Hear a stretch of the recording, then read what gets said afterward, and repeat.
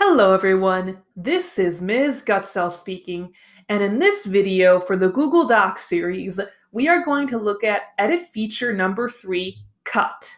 With that being said, let's begin. So edit feature number 3, cut, works best after text has been highlighted within the Google Doc. So I'm going to highlight my text right now, and then I can cut the text in a variety of ways.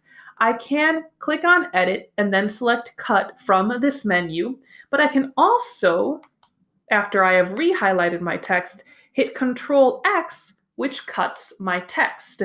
Now what this does is it removes the text from the Google Doc or the image, and what I can then do is, if I want, I can move my cursor down, and then I can re-input the text by pasting it within the document again.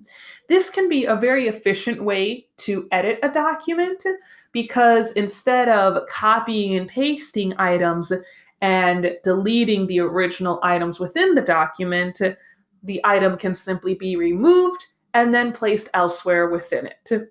Thank you for watching, and I hope this video helped you grow in your knowledge of technology.